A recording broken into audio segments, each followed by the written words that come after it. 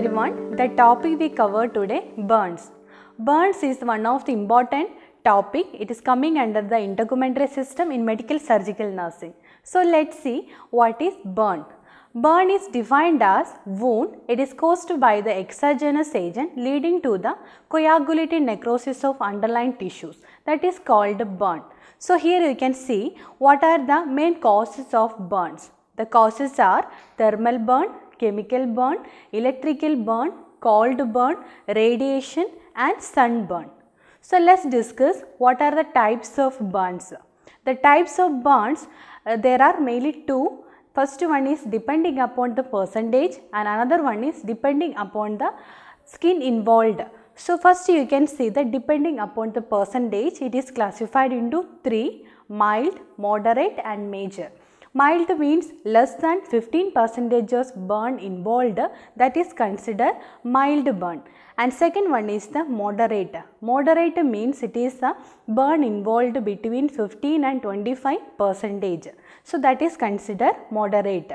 And major or severe burn, that means more than 25% of burn involved, that is considered major or severe burn. And next we can see the burn depending upon the skin involved, it is classified into four: first degree, second degree, third degree and fourth degree. In the first degree, the burn or injury involved the epidermis layer, that is considered first degree burn. And the second degree burn, that means it is involved the epidermis and superficial papillary dermis and deep up to the reticular dermis. And the third degree, that is the full thickness injury that involved the epidermis, dermis and deep up to the subcutaneous fat.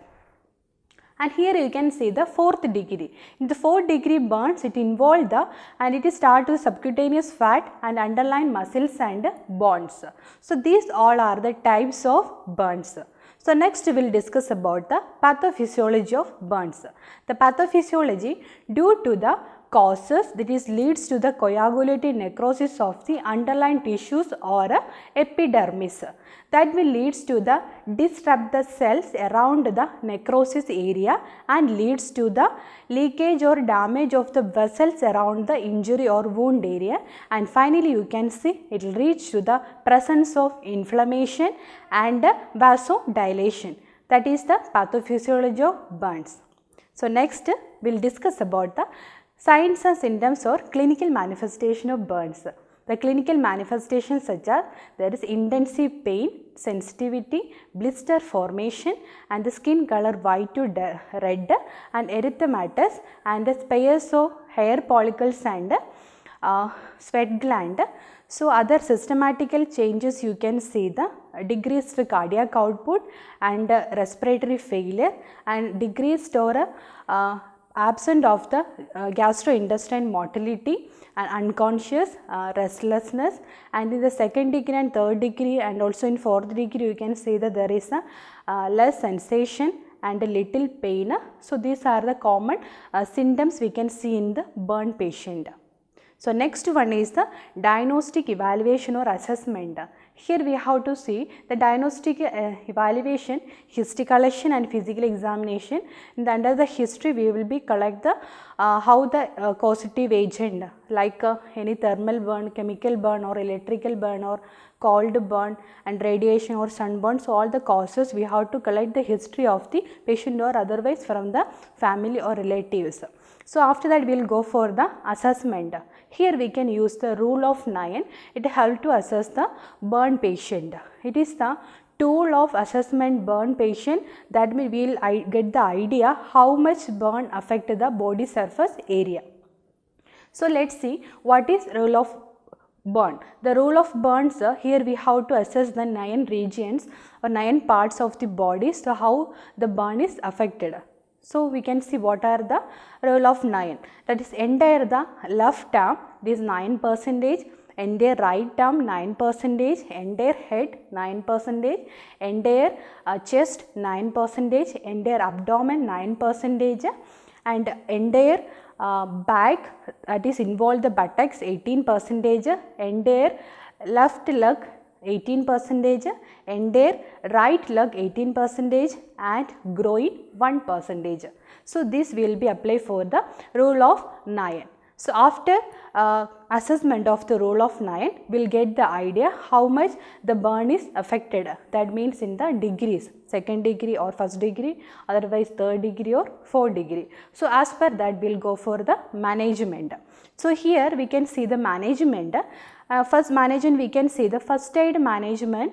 So first aid management means when the initial management, that means if the patient is getting burn, so firstly we have to stop the burn and other stop the or cool the area, and we have to cool the area with the tap water and irrigate continue with the 20 minutes. So this we can do in the first aid management.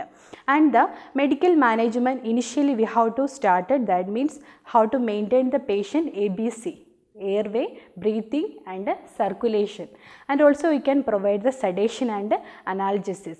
Analgesis for the pain reliever, sedation, already the patient is in the restlessness, we have to provide the sedations. And after that we have to chemoprophylaxis, that is tetanus toxoid to prevent the further infections. And also we can provide the antibiotics and also antiseptics. And another management such like open management and closed management. Here is the open wound, we have to go for the apply the silver sulfonide and silver nitrate. In the case of the closed wound, we have to cover the or dress the wound, it will be cover and protect the injury. And next we have to see that tangential extension, that is a skin grafting. This will do the after 48 hours in the less than 25% of burn patient. So it will be recover after 3 weeks. So this all we have to do under the management. So we can see what are the complication of burns. The complication like eschar and contracture. Eschar means it is the death of the tissues, and also in this here you can see there is a overgrowth of full thickness of the wound you can see. So in this management we can go for the escharotomy and removal of the eschar. And second complication is the contracture. The contracture is the tightening of the skin, that is means hypertrophic of the scar. So here we have to do the plastic surgery and we have to treatment or management for the contracture complications. So next we will see the nursing management. The nursing management, here we have to firstly assess the patient condition, provide the comfortable position, administer the medication as per the physician order, and monitor the vital signs closely. Any abnormality if you are finding, if you inform to your physician, and provide psychological support to the patient and family members. And also we have to cover the patient with a sterile sheet and monitor the intake and output. And if any that is already, if the patient is 3rd degree, 4th degree burn, there is a fluid management we have to do. And also we have to insert one Ryle's tube. It is initial for the aspiration and later for the feeding. So this all the important management under the nurse. As a nursing we have to do all those things. So this all for the burn management. So today the topic we covered burn.